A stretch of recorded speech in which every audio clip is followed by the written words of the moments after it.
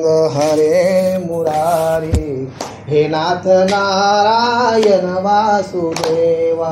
श्री कृष्ण गोविंद हरे मुरारी, हे नाथ नारायण वासुदेवा। हे नाथ नारायण वासुदेवा, हे नाथ नारायण वासुदेवा। हे नाथ नारायण वासुदेवा, हे नाथ नारायण वासुदेवा। हे नाथ नारायण वासुदेवा, हे नाथ नारायण वासुदेवा। हे नाथ नारायण वासुदेवा, हे नाथ नारायण वासुदेवा। श्री कृष्ण गोविंद हरे मुरारी, हे नाथ नारायण वासुदेवा। श्री कृष्ण गोविंद हरे मुरारी, हे नाथ नारायण वासुदेवा। श्री कृष्ण गोविंद हरे मुरारी, हे नाथ नारायण वासुदेवा।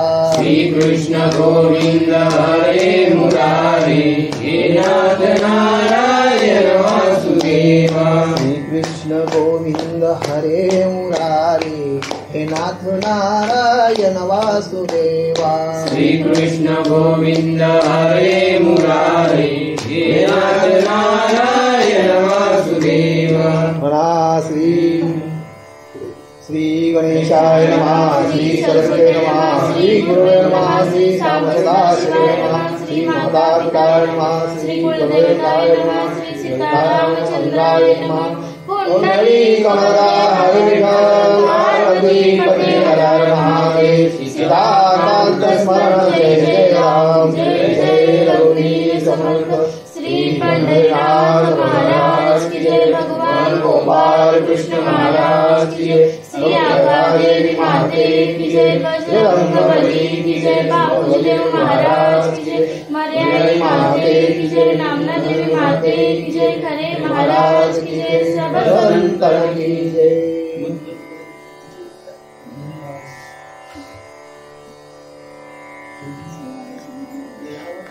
या कारणे मज लागून स्वामी सांगा पूर्व कथन, मग ऋषी बोले वचन, ऐके सावधान जन्मेंजया राम। प्रस्तुत येथे जमलेले श्रोतेजन, तुमच्या चरणी नतमस्तक होऊन श्री गुरुवर्य लक्ष्मणदास बाबा बोर्वे यांच्या चरणावर लोटांगण घेऊन, मायपित्याच्या चरणावर लोटांगण घेऊन, तुमच्या येथे जमलेल्या श्रोतेजनांच्या ही चरणावर पुन्हा पुन्हा लोटांगण घेऊन आज आपण स्वर्गारोहण ग्रंथ पर्व निरूपणासाठी घेतला। का घेतला? की आपल्यातून एक महान असा आत्मा आपल्या कुटुंबातून, आपल्या घरातून, कोणाचा वडील असेल, भाऊ असेल, काका असतील, ह्या हा आत्मा, जीवात्मा सर्वांना भावाचं, आईचं, काकाचं, मामाचं, सर्वांचं प्रेम देऊन हा आत्मा आपल्याबरोबर नांदत असताना आज आपल्यातून हरचंद भाऊ निघून गेले आणि त्या परिवाराला दुःखाच्या थारोळ्यात टाकलं। आणि ते ज्या परिवारा दुःखाचं जे डोंगर कोसळलंय, त्या डोंगराची जर आपण व्याख्या करायला गेलो तर आपल्याला करता येणार नाही। कारण का? वडील हे घरातून जाणं आणि ते घर एक प्रकारे कसं ओझ पडतं की वडिलांची ती उणीव कधीच भरता येत नाही। पैशाने सर्व काही गोष्टी विकत घेता येतील, पैशाने तुम्हाला काही भेटेल, पण आई वडील कधीच तुम्हाला पैशाने विकत घेता येणार नाही। त्यांचा प्रेम तुम्हाला कधीच कुठे भेटणार नाही। आणि असे हे हरचंद भाऊ आपल्यातून अशी सहज सहज एक जसा पाखूर जसा फांदीवर बसावा आणि तो उडून जावा असे आपल्यातून उडून गेले आणि सर्व कुटुंबाला दुःखाच्या थारोळ्यात आपल्याला लुटून गेले। त्यांच्याविषयी बोलावं तर खरोखर एक मनमिळाऊ अशी व्यक्ती होती, सर्वांना प्रेम देणारी व्यक्ती होती आणि सतत हसतमुखाने वागणारी व्यक्ती होती. किती जरी राग आलं तरी ते कधी त्यांना राग आला नव्हता. अशी व्यक्तीने आज आपल्यातून निघून गेली आणि त्यांच्या प्रित्यर्थ आज आपण हा स्वर्गारोहण ग्रंथ इथे श्री संत नामदेव महाराज लिखित आज आपण निरूपणासाठी घेतलेला आहे. आणि त्या ग्रंथाविषयी आपण मी काय बोलणार तुमच्यासमोर, तरी पण तुमच्यासमोर काही 2 शब्द आपण त्या ग्रंथाचे विश्लेषण करणार आहोत. तरी श्रोतेजन हो, तुम्ही शांत चित्ताने ऐकावं किंवा मनन करावं. कारण का हा संत आहे. आज आपण हे सर्व जे बसले आहोत हे आपण कोण आहोत? संत, म्हणजे संतांच्या संगती, मनोमार्ग गती, अकलावा श्रीपती येणे पंथे. म्हणजे संत संगती केव्हा घडते की ज्या वेळेला आपण कथेला बसतो किंवा एखाद्या मंदिरात बसतो. आज ह्या कथारूपाने हा स्वर्गारोहण पर्व कथा चालत असताना हा काय आहे? एक तद्वत आज आपण एका मंदिरात बसलो, एक आपल्यातून महान जीवात्मा जातोय आणि त्या जीवात्म्याला पुढची वाटचाल चांगली मिळावी म्हणून आपण हा ग्रंथ इथे निर्माण घेतलेला आहे. बोल.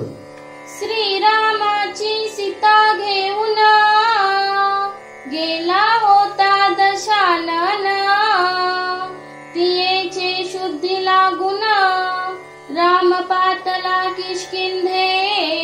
आणि अशा प्रकारे इथे काय झालंय की इथे गुरु शिष्याचा संवाद आहे, राजा आणि गुरुचा संवाद आहे. आणि राजा गुरुना काय बोलतोय की स्वामी मला हे संपूर्ण जे कथन आहे आणि ते तुम्ही आता हे स्वर्गारोहण पर्वाचे जे कथन आहे ते तुम्ही सांगावं. आणि त्यावेळेला जन्मेजयाला करते, जन्मेजया तू आता सावध चित्ताने, गुरु काय बोलतात, तू सावध चित्ताने तू ऐक की श्रीरामाची सीता घेऊन गेला होता दशानन. ज्या वेळेला श्री रामप्रभूची हा आपला श्री रामप्रभूंची सीतामाईला घेऊन कोण गेला होता? रावण गेला होता. दशानन म्हणजे रावण गेला होता.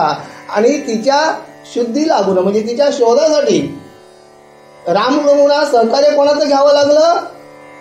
वानरांचं सहकार्य घ्यावं लागलं. माझा श्री हनुमंतरायाचं सहकार्य घ्यायला लागलं. आणि त्यावेळेला हनुमंताचं सहकार्य घ्यायला लागलं. का घ्यायला लागलं? का श्रीराम प्रभू हे वडिलांच्या आज्ञेनुसार वडिलांनी बोलावं, वडिलांनी आज्ञा करावी की तू 14 वर्षे वनवासाला जावं. आणि वडिलांची आज्ञा म्हणजे बघा श्रीराम प्रभू हे कसे आज्ञाधारक पुरुष होते. म्हणजे वडिलांनी सांगावं आणि मुलांनी लगेच राज्यकारभार सोडावा आणि वनवासात जावं. आणि त्यावेळेला तिथे घडलेला हा प्रसंग आहे. सीतामाईला रावणाने पळवलेली आहे आणि ती रावणाने पळवलेली सीतेचा शोध घेण्यासाठी श्री रामप्रभूंना कोणाचं सहकार्य घ्यायला लागलं? हनुमंतरायाचं, वानरांचं, पालापाचोला खाणाऱ्या वानरांचं सहकार्य घ्यावं लागलं. आणि त्यावेळेला ते किष्किंधा नगरीमध्ये श्रीरामप्रभू आलेले आहेत. बोला. तेथे वाली सुग्रीव वानर दोघे असती सहोदर, ते किष्किंधेचे नृपवर करीती राज्य स्वप्रतापे. आणि मग रामप्रभू किष्किंधा नगरीला आल्यानंतर तिथे काय झालं? वाली आणि सुग्रीव हे 2 वानर हे 2 भाऊ होते. आणि ते भाऊ काय करत होते? त्या किष्किंधा नगरीचे राजे होते आणि तिथला ते राज्यकारभार चालवत होते. आणि अशा प्रकारे स्वतःच्या म्हणजे प्रतापाने स्वतःच्या ताकदीने ते स्वतःचे राज्य किष्किंधा नगरी राज्य करत असताना रुमा सुग्रीवाची राणी ते वालीने अभिलाषोनी, ठेविता सुग्रीव रामाला गुनी शरण गेला साक्षेपे. आणि मग तिथे हे 2 भाऊ राज्यकारभार करत असताना रुमा नावाची ही सुग्रीवाची कोण आहे? पत्नी आहे, राणी आहे. आणि ती काय केलंय? वालीने तिच्यावर वाईट वसना विचार केला, अभिलाष तिचा त्याने काय केला? तिला त्याने तिचा त्याने तिच्यावर त्याचा जमन चढला आणि तिला त्याने म्हणजे जशी रावणाने सीतेला पळवली तसा तिच्यावर त्याचा म्हणजे त्याने अभिलाषा त्याला झाली. त्या स्त्रियेविषयी त्याला काय झालं की ही मला स्त्री हवी आणि म्हणून त्यांनी काय केलंय? त्या राणीला त्यांनी पळवली. आणि मग त्यावेळेला मग हा काय केलाय की रामप्रभूंच्या जवळ आलाय सुग्रीव आणि रामप्रभू म्हणते, रामप्रभू की माझ्या आशयाशी माझी पत्नी माझ्या भावाने नेलेली आहे आणि मग ती मला पाहिजे, तिला ती याच्यातून त्याच्या जाचातून सोडवावी. आणि मग त्यावेळेला वृत्तांत अवघा सांगितला की वालीने हरिले मम दारेला, श्रीरामात्वा वघुनी त्याला भार्या देई माझी मज. आणि मग इथे काय सांगितलंय? वृत्तांत अवघा सांगितला. वृत्तांत म्हणजे हकीकत सर्व रामप्रभूंना काय सुग्रीवांनी सांगितली की माझ्या मम धारेला की वालीने हरले मम भारेला, म्हणजे माझ्या पत्नीला वालीने काय केलंय? हिरावून नेलेलं माझ्यापासून. आणि म्हणून हे श्रीराम प्रभू तुम्ही काय करा की त्याचा तुम्ही वधून म्हणजे त्याला मारून माझी पत्नी मला परत आणून द्या, असं इथे बोलत आहे. तो एकेची बाणे करुनी बिंदुनी पाडावा पाप खाणी, तरीच तो तुम्हाला गुणी साध्य होय श्रीरामा रामा.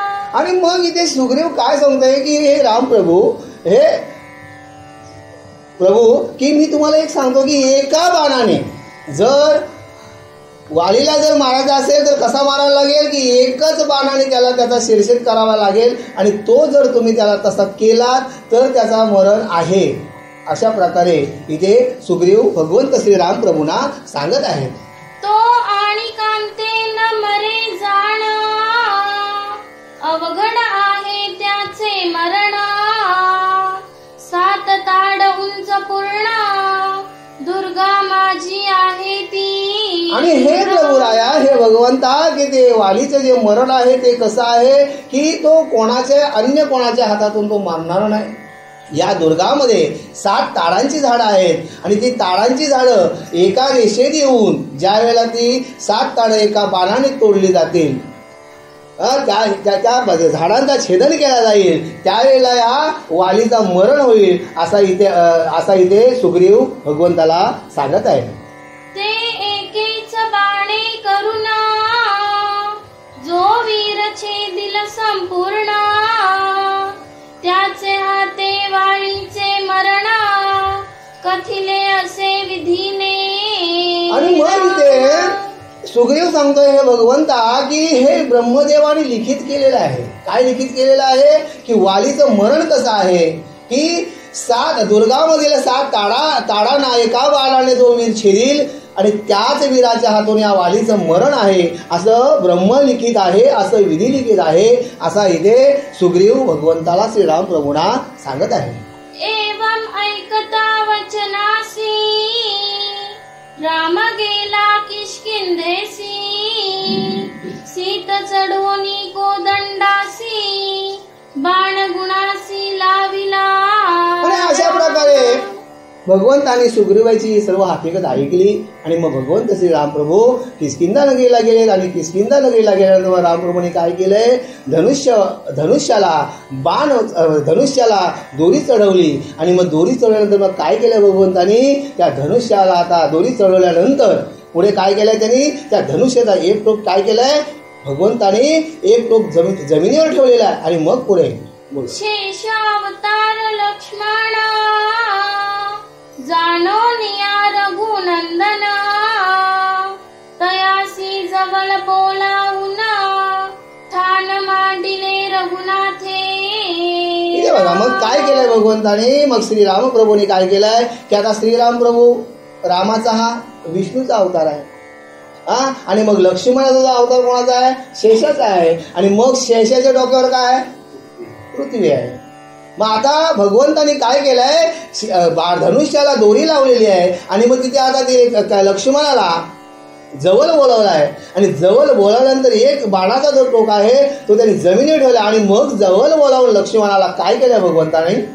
धनुष्य ठेवून चरणावरी भूमी सदडपून त्राटन करी, शेष कापोनी झडकरी ताडांची हरिसम झाली. आणि मग अशा प्रकारे भगवंताने काय केलंय की लक्ष्मणाला बाजूला बोलवलं आणि लक्ष्मणाला बाजूला बोलवलं आणि लक्ष्मणाच्या पायाच्या अंगुष्ट्यावर काय केलाय, एक बाणाचा टोक ठेवलाय आणि त्राटण केलाय आणि तो बाण काय केलाय, दाबलाय आणि दाबल्याबरोबर लक्ष्मणाच्या आता आपल्या जर पायावर कोणी जर काय दगड ठेवला किंवा काय दाब दिला तर आपल्याला सुद्धा वेदना होतील ना. आणि मग त्यावेळेला काय झालंय, लक्ष्मणाच्या पायावर हे धनुष्याचं एक टोक ठेवल्याबरोबर काय केलंय, भात्याचं टोक ठेवल्यावर काय झालंय, ह्याला वेदना झाली आणि वेदना झाल्यानंतर काय झालंय, आता लक्ष्मण कोणाचा आहे, शेषाचा अवतार. मग शेषाच्या डोक्यावर कोण आहे, पृथ्वी आहे. आणि मग त्यावेळेला लक्ष्मणाची हालचाल झाली, हालचाल झाल्यावर पृथ्वीची डलमलीत झाली आणि त्यावेळेला जी 7 दुर्गामध्ये जी ताडं होती 7 आणि ती ताडं हल्ल्यामुळे एका रेषेत आली आणि तेवढा संधानाचा धर्म भगवंतांनी काय केलंय, मग एकच बाणे करून रामे केले संधान, ताड सप्तक छेदोन भूमीवरी पाडिले. आणि अशा प्रकारे भगवंतांनी ही घटना केल्यानंतर पृथ्वी डळमळीत झाली आणि पृथ्वी डळमळीत झाल्याबरोबर ती ताडं एका रेषेत आली आणि भगवंतांनी काय केलाय, संधान केला म्हणजे नेम दिला आणि एका बाणाने काय केलाय, ती ताडा छेदून टाकली आणि एका बाणाने 7च्या 7 ताडं छेदून टाकली. मग पुढे तो वाली युद्धासी धाविनला, सुग्रीव तयासी भिडता झाला, रामे अकस्मात बाण टाकिला, वाली निमाळा क्षणार्धे. आणि मग एवढी घटना घडल्याबरोबर काय केलाय, वाली काय केलाय, वाली आणि सुग्रीव हे दोघांचं तिथं काय झालंय, एकमेकाला भिडलेलं आहे आणि त्यांचं दोघांचं युद्ध चाललेलं. आणि मग त्यावेळेला भगवंत प्रभूंनी काय केलंय की भगवंत प्रभू एका झाडाच्या आडोशाला गेले. असं भगवंतांनी का केलं की ज्या वेळेला वालीजवळ काय गुण होता, जर समोरचा जर शत्रू वालीबरोबर जर लढाई करत असेल, जर त्यांनी जर त्याचा चेहरा बघितला तर समोरच्या शत्रूची शक्ती वालीच्या अंगात येत होती. आणि म्हणजे समोरचा वीर जर लढतोय त्याच्यापेक्षा दुप्पट ताकदीने तो वाली त्याला ताकद येत होती. आणि मग त्यावेळेला भगवंतरायाने काय केलंय, श्रीराम प्रभूंनी काय केलंय, एका झाडाच्या आडोशाला गेलं आणि वालीचं आणि सुग्रीवाचं दोघांचं युद्ध होत असताना भगवंताने काय केलंय, आडोशाला जाऊन त्याला बाण सोडलाय आणि त्या बाणाने याचा काय झालाय, वालीचा शिरच्छेद केलेला आहे. गुप्त रूपे वाळी समारिला, तारा रुमा दिधल्या सुग्रीवाला, राज्यपद देऊनी त्याला, संतोष विला रघुवीरे. आणि मग अशा प्रकारे श्री राम प्रभूने काय केलंय, गुप्त रूपाने म्हणजे झाडाच्या आडोशाला जाऊन इथे वालीवर काय केलंय, त्यांनी बाण सोडलेला आहे. आणि त्याने काय वालीचं मरण झालेलं आहे. आणि वालीचं मरण झाल्यानंतर मग त्या रुमा आणि तारा ह्या कोणाचं ताब्यात कोणाच्या दिल्या, सुग्रीवाच्या दिल्या. आणि तिथलं राज्य सुग्रीवाच्या ताब्यात दिलं. आणि मग पुढे तोची राम हा श्रीकृष्ण, वाली तो झाला धीवर जाण, आपले उसणे घ्यावया कारण, भालुका तिरा पातला तो. आणि अशा प्रकारे आता इथे काय झालंय की भगवंत श्रीराम प्रभूचा 7व्या अवतारामधलं हे उष्ण, 7व्या अवतारामध्ये भगवंतांचा अवतार कसा होता, एक पत्नी आणि एक वचनी. आणि वाल्मिकीनी लिहावं त्याप्रमाणे भगवंतानी जगावं किंवा वागावं का मर्यादा होती. आणि वाल्मिकीनी भगवंत श्री रामप्रभूराया जन्माला यायच्या 1300 वर्ष आधी हे ग्रंथ लिहिलं होतं. आणि त्या ग्रंथामध्ये वाल्मिक ऋषीने जे कथन केलं होतं, जे लिहिलं होतं त्याप्रमाणे भगवंताला त्याचा एक तसोवर सुद्धा भगवंताला स्वतःच्या मर्जीने चालता येत नव्हतं. आणि मग त्यावेळेला हे या 7व्या अवतारातलं जे उष्ण होतं, हे 7वा हे वालीचं जे उष्ण होतं की यावेळेला वालीला भगवंताने मारलं होतं. आणि मग त्यावेळेला हे 8व्या अवतारामध्ये श्री परमात्मा भगवंत श्री कृष्ण अवतारामध्ये ज्या वेळेला हा इथे भालुका तीर्थावर जो आता धीवर आहे, जो कोली आहे, तो कोण आहे, 7व्या अवतारातला रामप्रभूंच्या 7व्या अवतारामधला हा कोण आहे, वाली आहे. आणि त्या वालीने मागच्या जन्माचं उष्ण पेडण्यासाठी या 8व्या अवतारामध्ये त्यांनी इथे एका धीवराचा, एका पारध्याचा जन्म घेतलेला आहे. ऐसे ऐकूनी ऋषीचा बोला, राव मानसी संतोषला, म्हणे माझा संशय फिटला, कथा बोला पुढे आता.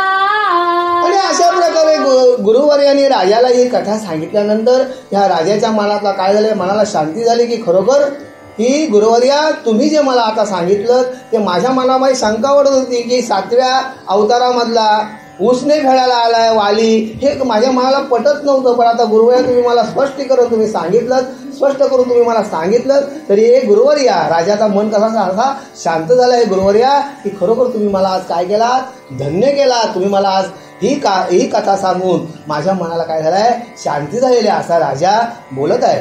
वैशंपायन म्हणे जन्मेंजयास, राया ऐके तू सावकाश, म्हणोनी ते सलभालीस, घातले असे दिवराने.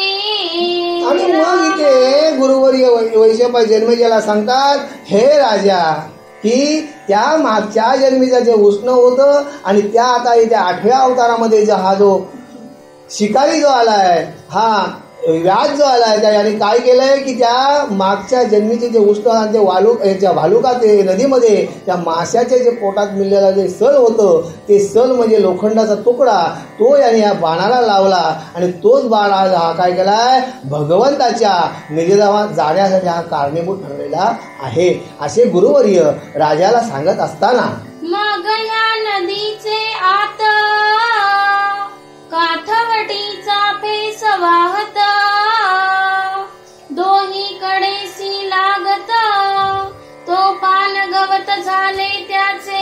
आणि हे राजन की ज्या वेळेला या यादव कुलाने जी काठवड जेव्हा या नदीच्या पात्रामध्ये घासली त्यावेळेला त्या काठवड घासल्यानंतर तिचा जो फेस जो निघाला होता तिचा जो, आणि तो फेस काय झाला होता आणि भालुका नदीच्या पात्राच्या दोन्ही तीराला लागला होता. आणि मग त्या फेसापासून काय उत्पन्न झालं होतं, लव्हाले उत्पन्न झालं होतं. आणि मग पुढे कणसे आली तया लागोनी, नदी भयानक दिसे नयनी, इकडे द्वारकेत शारंग पाणी, विचार करिता झाला पै.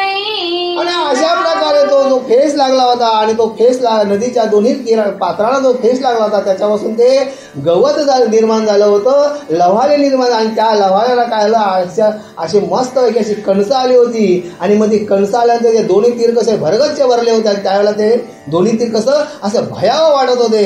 आणि भयावह अशी स्थिती तिथे अशी वाटत होती, नदी कशी भयानक अशी दिसत होती. आणि मग तिथे शारंगधर म्हणजे श्री भगवंत गोपालकृष्ण काय विचार करत आहेत, यावरी तो कृष्णनाथ सभा करी द्वारकेत, यादवा बैसवोनी समस्त, नगरवासी बोलाविले. आणि मग या भगवंत परमात्माने काय केलंय, द्वारकेमध्ये काय केलंय, संपूर्ण आपला भाऊबंद आपला कुळातला गुरुवर्य सर्वांना एकत्र बोलावलंय. आणि एकत्र बोलावून काय केलंय आणि सांगितलं की सभेचे आयोजन केलं. आणि मग त्या सभेचे आयोजन केल्यानंतर या भगवंताला या सभेमध्ये काय सांगायचं आहे पाहूया आपण. उग्रसेन वसुदेवासी, वडील बंधू बळीभद्रासी, उद्धवाणी अक्रूरासी, सभास्थानी बैसविले. आणि मग अशा प्रकारे इथे सभेचे आयोजन केल्यानंतर इथे उग्रसेन ताता आणि भाऊ सर्व बलिभद्र वगैरे सर्व भाऊ म्हणजे आपण एक प्रकारे समजूया की आपण जशी भावबंधांची मीटिंग बोलवतो आणि एकत्र बसवतो, बैठक घेतो, त्याप्रमाणे भगवंतांनी सर्व कुटुंबाला उग्रसेन बलिभद्र आणि अशा अनेक योद्धे आणि सर्व भावबंध मंडळीला त्यांनी एकत्र घेऊन मग आता भगवंतांनी सभेचे स्थान निर्माण केले. आणि मग पुढे काय झालंय, तयांसी म्हणे शारंगधर, आता सरला आमचा अवतार, तुम्ही पहा आपुला विचार, कळेल तैसा सर्वही. आणि मग इथे भगवंत परमात्मा त्या सभेमध्ये काय बोलत आहे, शारंगधर म्हणजे भगवंत श्रीकृष्ण काय बोलत आहेत की आता सर्व आपल्या आप्तेष्टांना सर्व भावबंध मंडळींना काय सांगतोय भगवंत की आता आमचा सरला अवतार म्हणजे आता आमची काय झाली, अवताराची जी आमची वेल आहे ही काय गेली संपुष्टात आलेली आहे. आता आम्हाला जाणं आहे आणि मग आता आमचं इथे जाणं हे आमचं निश्चित आहे. आणि अशा प्रकारे सर्व स्वजनांना भगवंत हे सांगत असताना गहिवर दाटला सर्वांसी, कारे देवा असे वदसी, तुझ वाचोनी आम्हा दिनांसी, कोण रक्षेल सांग आणि मग पार. हे भगवंताच्या तोंडातून शब्द आल्यानंतर मग तिथे त्यांचा कुटुंब, त्यांच्या परिवारातील त्यांचे सर्व आप्तेष्ट काय होतात, हे भगवंता तू असं कसं बोलतोस, असं का बोलतोस तू, आज तुमच्या हे मनात का आलं की तुम्ही जाण्याची वार्ता करत आहात. आणि अशा प्रकारे सर्वांना तिथे काय गैवरून आलं, सर्वांना दाटून आलं. का दाटून आलं की आता भगवंत कशा, आता मला सांगा की मरण हे कोणाला सांगून येत नाही, बरोबर. ज्या दिवशी या पंढरीच्या रायाने, पंढरीचा राया कोण, भगवान परमात्मा, आपण रामप्रभूला घेऊया तोच आहे, गोपालकृष्ण तोच आहे, आणि पंढरीला जो करेवर जो हात ठेवून उभा आहे तो सुद्धा कोण आहे, भगवंतच आहे. आणि मग या भगवंताचं जाणं म्हणजे माणसाला इथे मृत्यूलोकीचा जो व्यापार आहे, या मृत्यूलोकावर जेव्हा जन्म घेतल्यानंतर, या पृथ्वीचा जन्म घेतल्यानंतर त्याला मरण हे कोणाला अटल आहे, कोणाला ते चुकत नाही, ते जाणंच आहे. पण आता भगवंत स्वतः सांगत की मला आता जाणं आहे, बरोबर की नाही. तर बघा, जसा तुटला आयुष्याचा दोरा, येर वावगा पसार. आपण ज्या वेळेला आयुष्यभर संसार करतोय, 1 कोटीचा बंगला बांधला, बरोबर, त्याच्यासमोर गाडी आली, त्याच्यासमोर अशी चांगली गच्ची काढली, पण शेवटच्या क्षणाला त्या गच्चीवर तुम्हाला चालतील नाही चालणार. म्हणजे हा येर वावगा बसा. जरी तुम्ही किती बंगला केलात, गाड्या आणल्या, सर्व काहीतरी केलात, हा एखादा माणूस सांगतो काय हो आम्ही आमचा अंघोलीचा काय बाथरूम बनवलाय हो, 1 लाख रुपये खर्च आला. आणि त्याला सहज करता त्याला प्रश्न विचारला, बाबा रे तुम्ही 1 लाखाचा बाथरूमला खर्च केला, तुला शेवटची अंघोळ त्यात होईल का, होईल. शेवटची अंघोळ कुठं होणार, पडसातच होणार, तुझ्या अंगणातच होणार. मग मला सांगा, हे माझं मला माझं किती दिवस माझं केलं, शेवटला तुझा कोण आहे. बघा कोण आहे तुझा, कोणच नाही. ज्या सगळे सगळे जमतील, अरे काय चांगला मनुष्य होता हो, सकाळी मायाशी बोलला, मायाशी. कुठली ताई ते काय व्हायचं, माझ्याकडे सकाळी चहा घेतला याने, बरं माझं करत सकाळी माझ्या चहा घेतला. काय मला काल वडखलला भेटला होतं. म्हणजे तुमचं काय राहील की तुमचं जर चांगलं कर्म असतील, तुमचा जर म्हणजे वास्तव्य जर तुमचा चांगला असेल, तुम्ही किती जणांशी प्रेमाने बोललात, किती जणांची कांडी फोडली, बरोबर की नाही, किती जणांच्या वह्या बाजूला सरकवल्यात, त्या वह्या तुमच्यावर येतील का, त्या तिथेच राहणार आहे, बरोबर आहे ना, त्या तिथंच राहणार आहे. तुमचा काही म्हणजे मला सांगा, तुमचा बोलता माझा हा मुलगा आहे, माझी मुलगी आहे, माझी पत्नी जिच्याबरोबर 7 फेरे घातले, ती सुद्धा उंबरठ्यापर्यंतच, पत्नी सुद्धा उंबर. आणि गणगत जेव्हा येतं ते हात मागे बांधतात स्मशानापर्यंत बघा.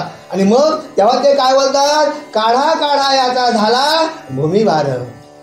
बघा, माणसाला प्रेतात्मा 12 तासाच्या नंतर त्या प्रेतात्म्याला विशिष्ट प्रकारचा काय करतो, वास येत असतं, त्याच्यामुळे काही त्याला कालमर्यादा असतं. आणि मग त्या प्रेतात्म्याला दहनविधी करण्यासाठी आपल्याला न्यावं लागतं. पण ते घरी ठेवता येतं का, नाही ठेवता येत. मग त्यावेळेलाही सोजल बोलतात, काढा याचा झाला भूमी भार.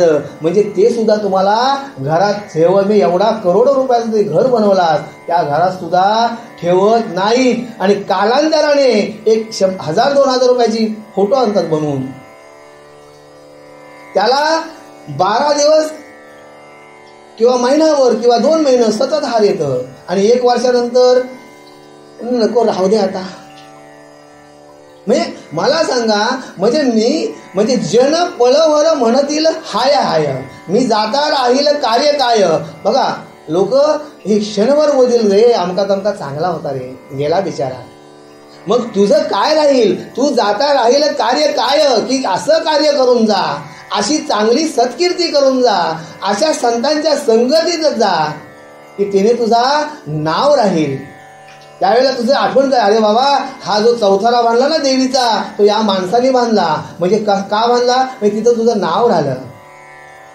एखाद्याला पानपोई बांध की तो रस्त्यात येणारा तहानेलेला माणूस त्याला पाणी पियाला भेटेल. अरे बाबा ही पानपोई कोणाच्या नावाने बांधली, अमक्या तमकाच्या. म्हणजे तुझं ते तशी राहील. मग मला सांगा, हे सगळे सोयरे तुम्हाला स्मशानात नेल्यानंतर हे सुद्धा पाठीमागे हात बोंब ठोकली, आगली लागला, भडागली लागल्यानंतर बोंब ठोकली आणि मग घरी परत आले. मग तुझ्याबरोबर काय आलं की तुझ्याबरोबर एकच येईल की तुम्ही केलेली निश्चितपणे भगवंताची भक्ती तुमच्याबरोबर येईल. आणि मग इथे स्वजन भगवंता हा असा बोलल्याबरोबर की आता आम्हाला जाणं आहे, त्यावेळेला याचा कुटुंबातील लोक काय करतात, हलल व्यक्त करतात आणि रडतात, रुदन करतात की भगवंता तुम्ही असं काय बोलता. नाना परी आकांत करीती, एकमेकांचे गळा पडती, ऐसे देवा श्रीपती कात्वा चित्ती विचारिले. आणि हे भगवंता, हे श्रीपती की तुम्ही असं काय बोलताय एकमेकाच्या गळामध्ये. आता मला सांगा, जर मी जर कोण म्हणाला की मी मरतोय बोलल्यानंतर एखादा बरोबर की नाही, एखादा माणूस बोलला मी तल्यात उडी घेतोय तर त्याला पकडायला 10 लोक जातील की नाही. आणि मग भगवंत स्वतः समोर सांगतात की आता मी चालले. मग त्यावेळेला त्या कुटुंबातील एकमेकाच्या गळ्यात पडतात की हा असं काय भगवंत राया बोलतोय, असा हा काय कृष्ण राया बोलतोय, हा आमचा कान्हा काय बोलतोय. बघा तिथे उग्रसेन सारखे म्हणजे त्यांचे आजोबा सुद्धा होते, त्यांच्या आई वडिलांचे म्हणजे सर्व कुटुंब. मला सांगा, वडिलांच्या खांद्यावर मुलाला जर वडील खांदा देत असतील तर तो किती दिवस कसा असेल. आणि मग त्यावेळेला हे कुटुंबातील लोक तिथे काय करतात, एकमेकाच्या गळा मिठी मारून रडतात आणि बोलतात भगवंत असं काय बोलतोय. बोला, तुझे संगती आम्ही देवा, सर्व सुखाचा भोगीला ठेवा, आता तुझी परिजे माधवा, तेची परी आमुची. आणि हे भगवंता आजपर्यंत आम्ही तुझ्या सानिध्यात राहिलो, तुझ्याबरोबर आम्ही खेळलो. मग मला भगवंताची ते गोपाल असतील, पेंद्या असेल, बरोबर लंगड्या असेल, ज्या वेळेला भगवंताने गोकुलामध्ये क्रीडा केल्या, दही दूध चोरलं, त्यावेळेला त्यांचे आता मित्र मोठे झाले. पण ते भगवंत आपण काय त्यावेळेला मजा केली. आपण नाही सांगतो अरे आम्ही त्यावेळेला होलीला किती आट्यापाट्या खेळायचो, हेलका कांदरी खेळायचो, खो खो खेळायचो. आणि मग त्यावेळेला हे प्रत्येक स्वजन काय करतात, हे भगवंता मग मागच्या आठवणी बघ की आपण काय काय केलं, कोणाचं दहीदूध चोरलं, बरोबर की नाही. आणि भगवंताने हे दहीदूध कशासाठी चोरलं की त्या गोपालांचा कुपोषण होत होता, बालगोपालांचा.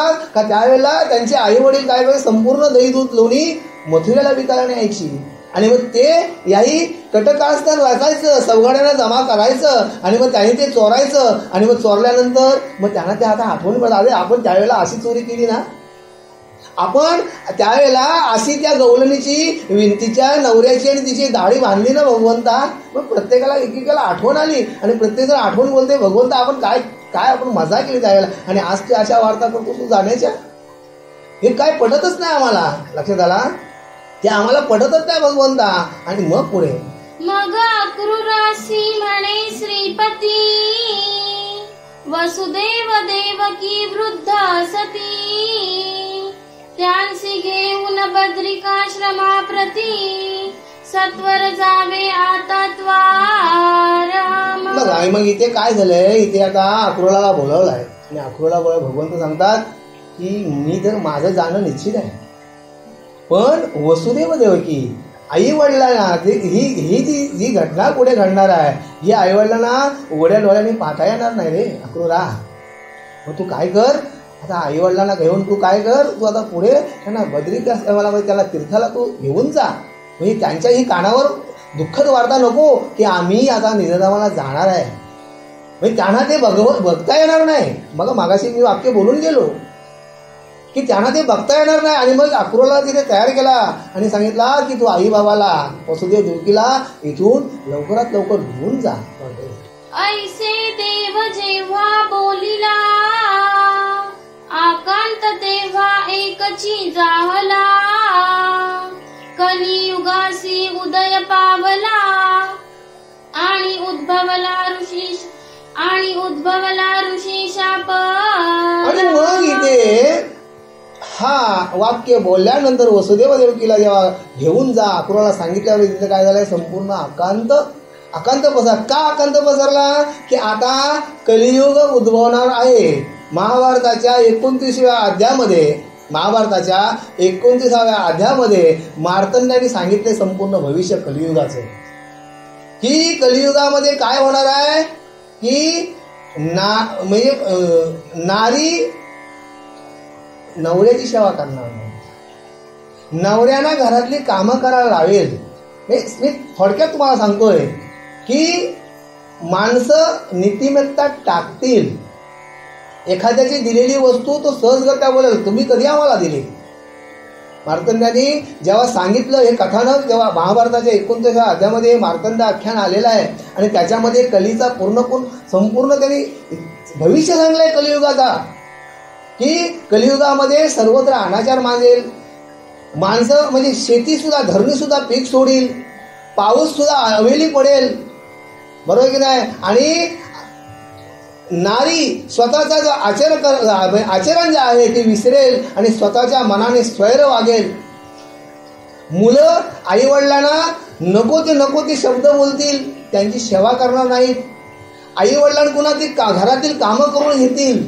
असं हे मार्तंड्याने भविष्यवाणी तिथे केलेली आहे. आणि मग इथे काय कशामुळे की कलीचा निस्ता अंश झाला, सुरुवात झालेली आहे. आणि मग त्या कलीच्या आता द्वारपायुग इथे संपत आलेला आहे आणि भगवंताला आता भगवंताला मर्यादा होती आणि मग ती भगवंताची मर्यादा संपून सुद्धा भगवंत जीवनकाल कंठात असताना आता भगवंताला जाणं आहे. आणि मग हे कशामुळं की आता कलियुग येत आहे आणि मग कली माझी मी राहून काय पुढं तर मग अनर्थ होईल. आणि अशा प्रकारे तेव्हा होता वसंत मास, यादव म्हणती एकमेकांस, चला जाऊ भालुका तीर्थास, स्नाना लागी सर्वही. आणि मग इथे काय झालंय की मग त्यावेळेला आता बघा गरमी किती करतोय, आपण बसलोय इथं, म्हणजे हाच उन्हाळ्याचा दिवस होता.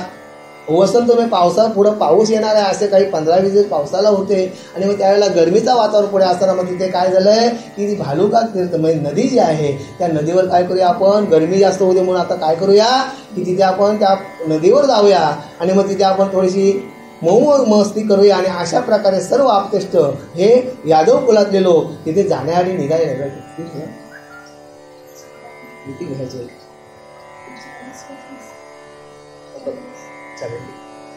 यादव निघाले समस्त, उष्ण अंगे जाहली तप्त, उदक शिंपिती पायी त्वरित, एकमेकांवरी साक्षेपे.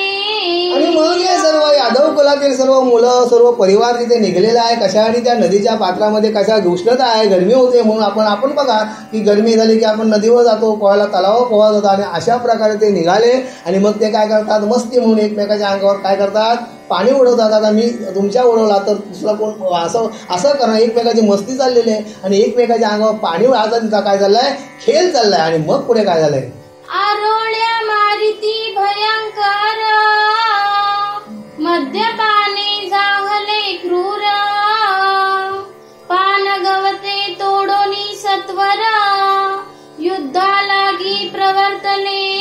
आणि मग त्या नदीच्या पात्रामध्ये ते गेले असताना ते काय एकमेकाला आरोळ्या मारतात, ओरडतात, मजा करतात, मऊ मस्ती त्यांची चाललेली आहे. आणि मग त्यांनी मद्यपान काय झालंय, जाहले कुरा. आणि मग त्यांनी मैरेक नावाची तिथे दारू, तिथे उल्लेख महाभारतामध्ये आलेला आहे. तर मैरेक नावाची ते दारू तिथे त्या प्राशन केलेली आहे. आणि मग त्यांनी काय केलंय, आधी क्रूरपणे म्हणजे दारू पिल्याचा माणूस कसा होतो, ज्याच्या घरात कोण पित असेल त्याला अनुभव असेल, आहे की नाही.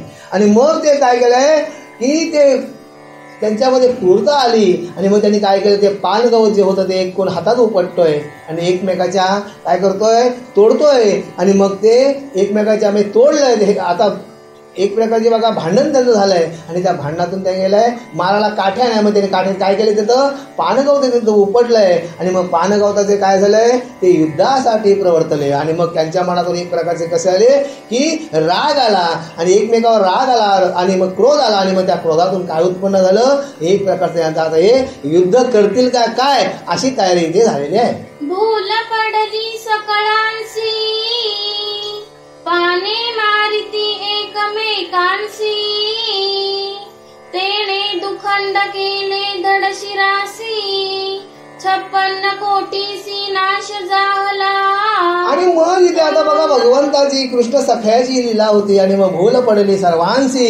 आणि मग सकलांशी काय झालंय, प्रत्येक जण काय एक समोर त्यांना म्हणजे एक प्रकारचा लढाई करावं वाटते, एक म्हणजे झगडं म्हणजे कसं झालंय, क्रोधाचं तिथे उत्पन्न झालंय. आणि मग ते काय करायला लागले, एकमेकाला काय की एकमेकाला ते जे पानगवत जे हातात उपडलं ते एकमेकाला मारायला लागले. पण त्याचं रूपांतर काय झालं, एक प्रकारे भाल्यात रूपांतर झालं.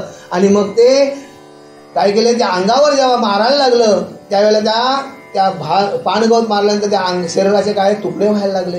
म्हणजे ते शस्त्र जसे काही एक प्रकारचे शस्त्र तयार झाले. ही सर्व करणी कोणाची होती, त्या भगवंत रायाची होती, श्री गोपालकृष्णाची होती. आणि मग त्या पानगवतानी अंगावर मारल्यानंतर त्या एक जसं काही तलवारीचं पातं लागावं आणि अशा प्रकारे एकमेकाची शिरं कोणाची वेगळी झाली. म्हणजे धडापासून शिरं तुटली गेली, कोणाचा हात पाय आणि सर्व काय आले, अति भयंकर असं तिथे प्रसंग झालेला आहे. पान भाले जाहले क्रूर, मरण पावले यादव समग्र, शोणिताचा वाहे पूर, भालुका तीर ताम्र जाहले.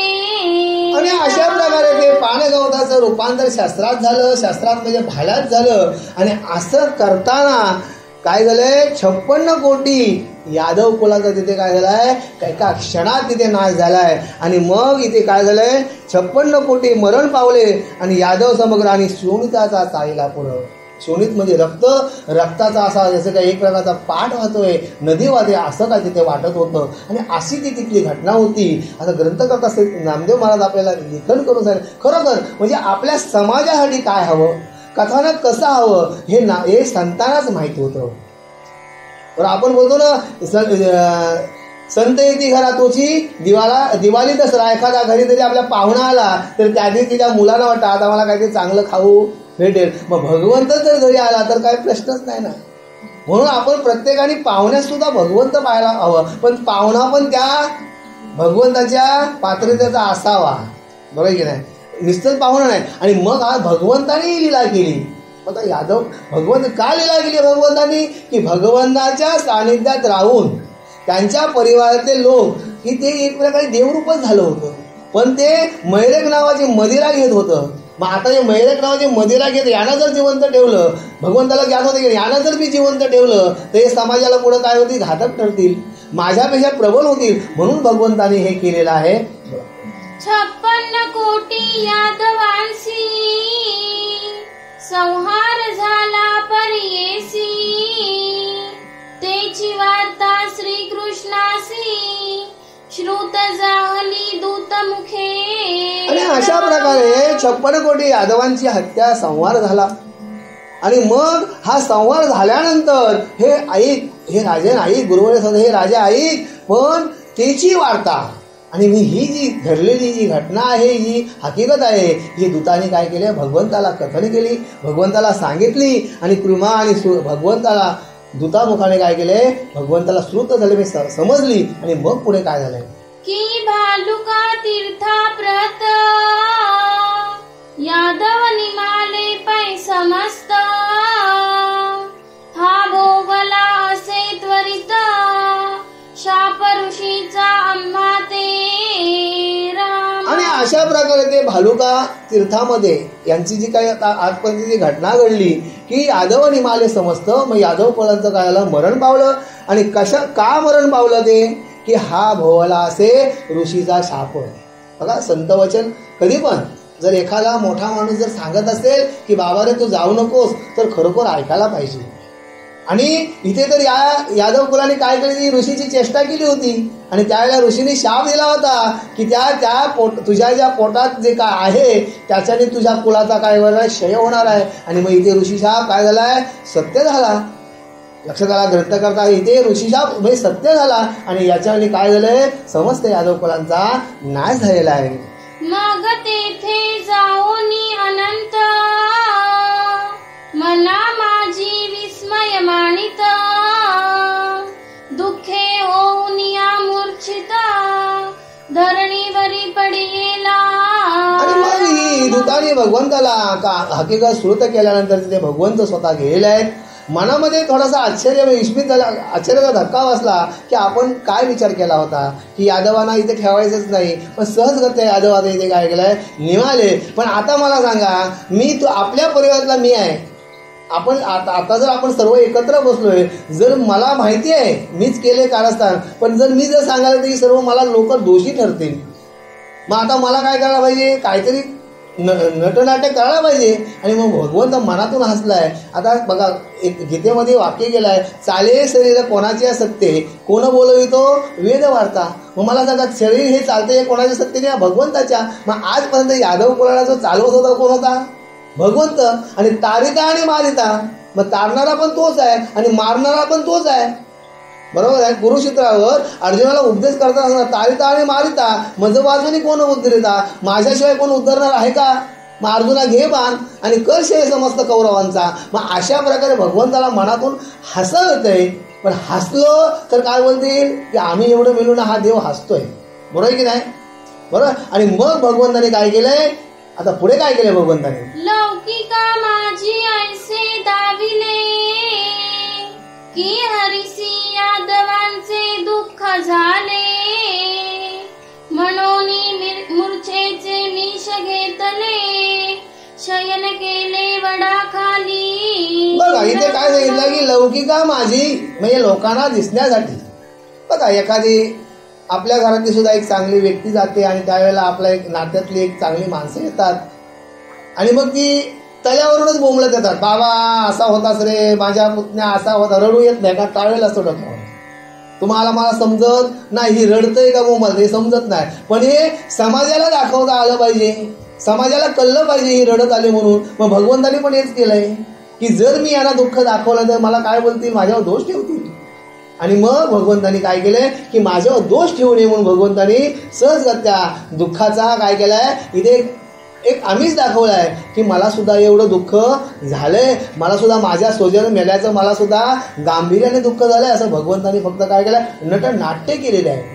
तव त्याच महावनात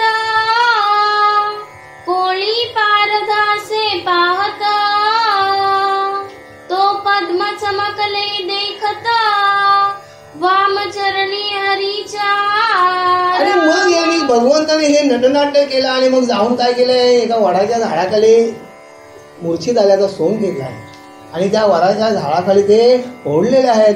आणि मग पोळलेला असताना तिथे काय झालंय, तिथे काय झालंय की त्या वडाच्या शयन केलंय. आणि मग त्या महावनात येऊन झाली आणि मग त्या महावनात एक कोली पारधी म्हणजे शिकारी जडी तिथे आलेला आहे. आणि तिथे आलेला आहे नंतर तो काय करतोय, सावज हेरतोय. आता आपण शिकारीला गेलो तर आपला शिकार भेटायलाच पाहिजे. आणि तो सावज हेरत असताना त्याला त्या झाडाखाली जे भगवंत पाय ठेवून असे पवळले होते आणि तो पायाचा अंगुष्ठा दिसला. आणि मग त्याला काय म्हटलं, काहीतरी सावज तो पाय चमकला. आणि मग त्याला काय त्याला सावज, मग त्याने काय केलाय, बाणाला तीर लावलाय आणि मग त्याने मोकलिले, म्हणजे त्याने तो बाण सोडलेला आहे. कोळियाने संधान केले, म्हणे हे सावज थोर बैसले, मनोनी बाणा ते मोकळिले, होते सलत्या बालिसी. आणि मग त्या व्याधाने काय केलंय, त्याला काहीतरी सावज काहीतरी आहे म्हणून त्याने तो बाण सोडलाय. आणि बाण सोडल्यानंतर त्यांनी काय केलंय की तो मारुतीला लागलाय, त्या भगवंताच्या वामचरणाला लागलेला आहे. आणि मग वामचरणाला लागल्यानंतर तो बाण त्वरे करुनी, येऊनी भेदला वामचरणी, रक्त उसळले तेथुनी, प्रवाह थोर चालिला. आणि मग तो भगवंताच्या पायाला तो बाण लागला. आणि मग तिथून काय झालंय, आणि तिथून काय झालंय, रक्त उसळलंय. आणि त्या रक्ताचा काही एक प्रकारचा कसा झालाय, प्रवाह चाललाय. म्हणजे तो रक्त असा भडभडा पायातून भगवंताच्या रक्त वाहत आहे. एक पंथ कार्ये दोन, ऐसे हरीने विचारून, एकेची खेपे फेडिले ऋण, पार्वती आणि वालीचे. आणि मग मग इथे काय सांगितलं, एक पंथ म्हणजे मार्ग एकच आहे, रस्ता एकच आहे, पण काम दोन नाहीत. बरोबर की नाही? म्हणजे शिरकीला जाऊन साखर आणायची आहे आणि भाईकडची जाऊन रेशन आणायचं आहे, रस्ता एकच आहे. मग इथे काय भगवंतांनी केला की वालीचा पण मागच्या जन्मीचा उष्ण पेरला आणि इथे पार्वतीचा पण इथे उष्ण पेरला, रक्ताचा जो पाठ चालला आहे आणि इथे फेडलेला आहे. आणि अशा प्रकारे की पंथ एक पण काम भगवंतांनी इथे दोन केलेले आहेत. वालीने बाण सोडिला, तो रुधिराचा घट पूर्ण भरिला, वचन सत्य करिता जाहला, तया द्रौपदी रूपी पार्वतीचे राम. आणि मग की वालीने जेव्हा बाण सोडला तेव्हा तो भगवंताच्या वाममार्ग पायाला लागला आणि त्याच्यानंतर त्याचं जे रक्त उसळलं आणि द्रौपदीने काय केली होती की त्या रुधिराने घट भरली. बरोबर की नाही? की ज्या वेळेला मी दुर्योधनाच्या नरड्याचं रक्ताने काय केलं, केस धुवून केस अशी त्यांनी शपथ घेतली होती. बरोबर की नाही? मग त्यावेळेला ते रुधिराचं जे घड भरायचं होतं आणि ते घड या भगवंताच्या पायातून जो रक्त सरसरा वाहतोय आणि तिथे हे बघा मार्ग एक आणि काम या भगवंतानी ते द्रौपदी रूपे पार्वतीचा हा तो पार्वतीला दिलेला वचन होता आणि तो त्याने भगवंतानी ते पूर्ण केलेला आहे. कुंडली कवरदा हरि विठ्ठल पार्वती पते हर महादेव, श्रीकांत स्मरण जय जय राम, जय रघुवीर समर्थ.